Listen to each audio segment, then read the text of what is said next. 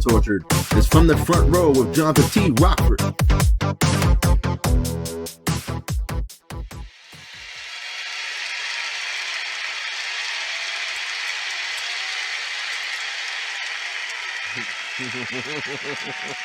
I'm an airhead.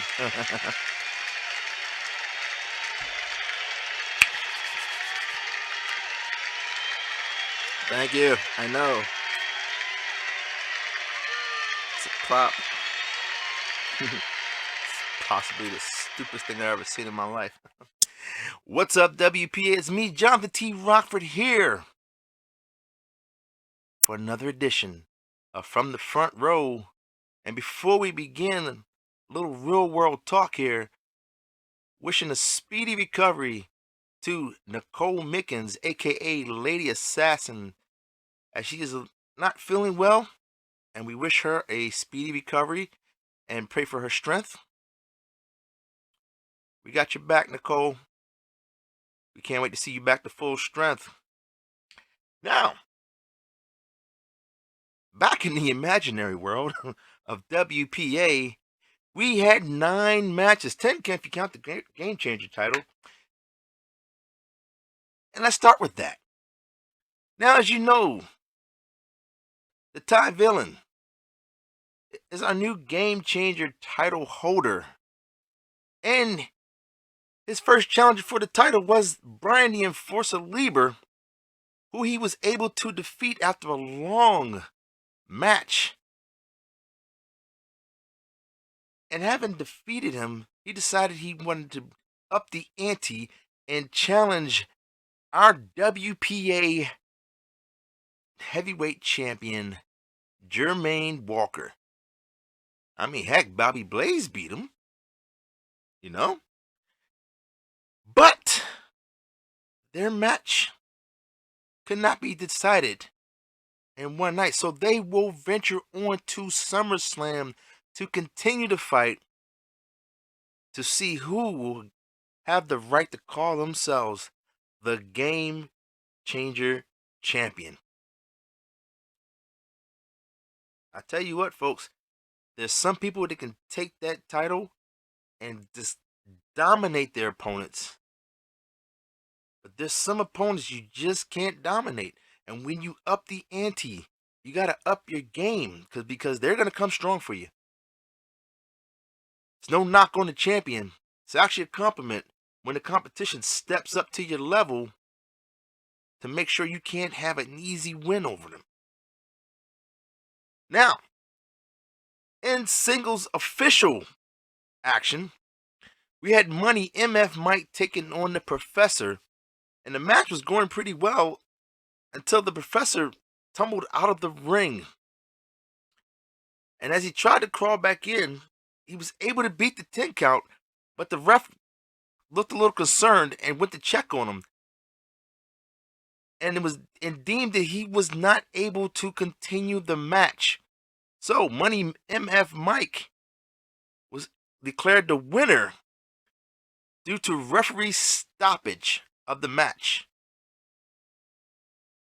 Now, medical personnel came out to check on the Professor and took him to the back to get further evaluated. So we hope he'll be okay. Maybe we'll see him back, folks. In our second match, we had Johnny Rocco taking on Brass Hole. That is a weird name. Anywho, Johnny Rocco just dominated this match from the get-go. It was like Brass Hole didn't have an answer that would be able to give him the edge. And at one point, Johnny seemed like he got bored with the match and kept rolling out the ring to get snacks. At one point, he even went and sat down at the commentators table and conducted an interview with the commentators while the referee was counting. Now, of course, each time Johnny got up and broke the count, but he kept rolling out the ring. This infuriated Brass Hole. The insult of this and he demanded Johnny get back in the ring. So Johnny obliged. And as soon as he got back in the ring, he hit Brasshole with the Annihilator and pinned him, picking up the win. After the match, he went, sat in the crowd, and pulled out his beer and his popcorn and waited for the next match to start. Tell you what, that guy's an asshole. You know, I had the luxury before he sat down to ask him why did he treat the Brasshole like that. He said he didn't take it serious. He's like he saw the win coming when when the bell rang. It just wasn't worth his time and energy to just keep going. He said he knew he was going to win. Now, our next match was a triple threat match, and it saw Bobby Blaze taking on the Darkstalker and newcomer Delirious, with special guest referee Brian the Enforcer Lieber.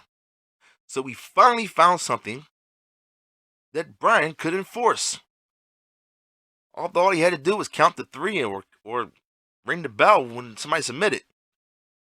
But considering the history between the Enforcer and the Darkstalker, there was worries that he would not call it fairly. But to his credit, for most of the match, Brian called the match right down the middle. Until the end, when the Darkstalker was able to get Delirious down by hitting the Black Void and had him pinned. I swear he had him down there for like at least a 10 count.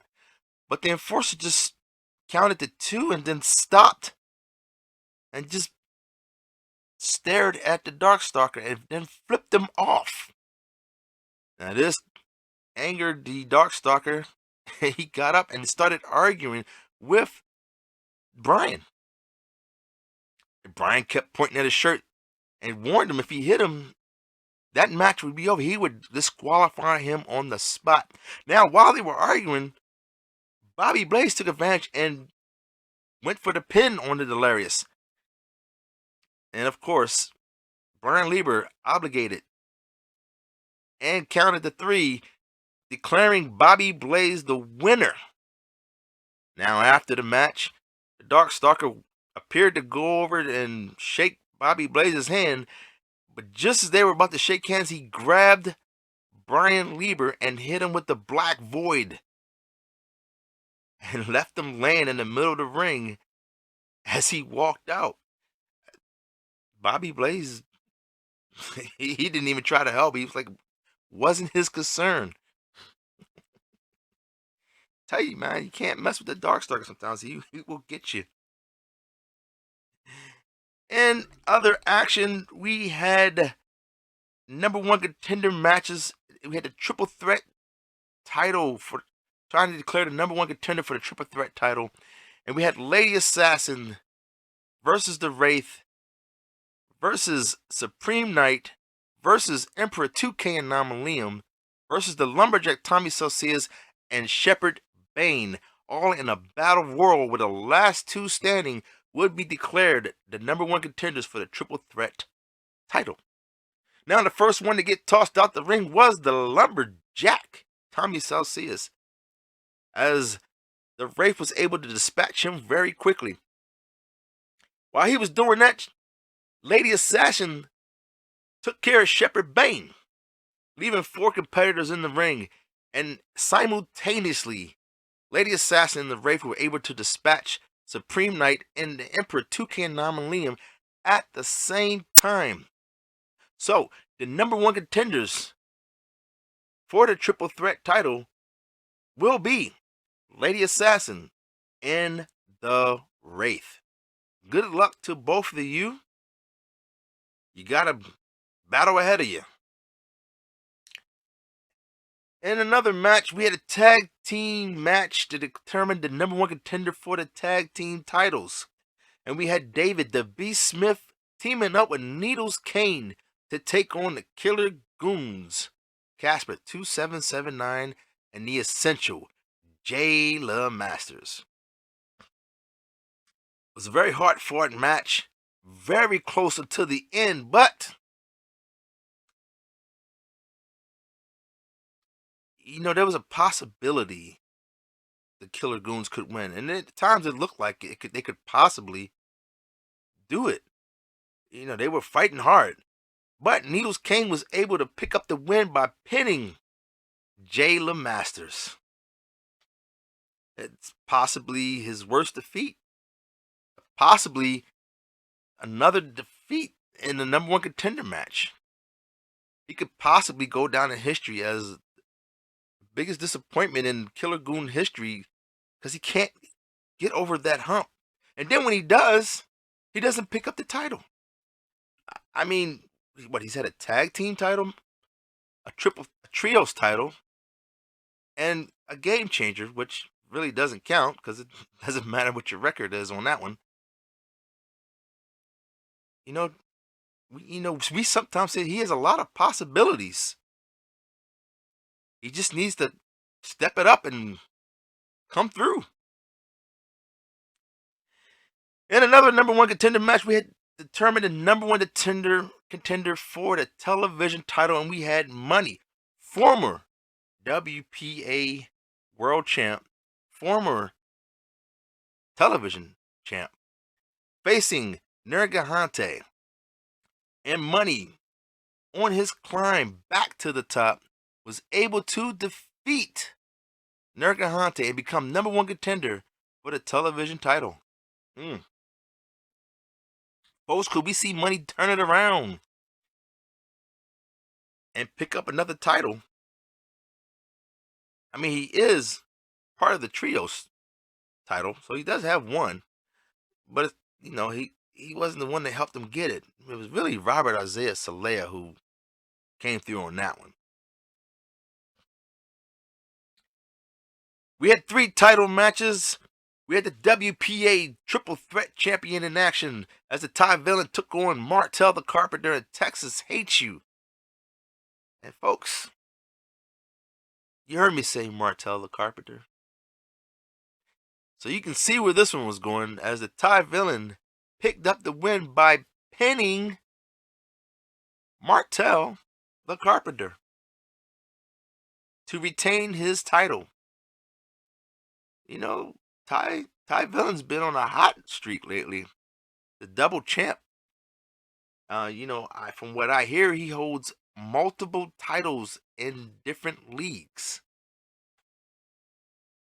Plus, he's the innovator of the Stud Championship, where he controls the questions that will boggle your mind.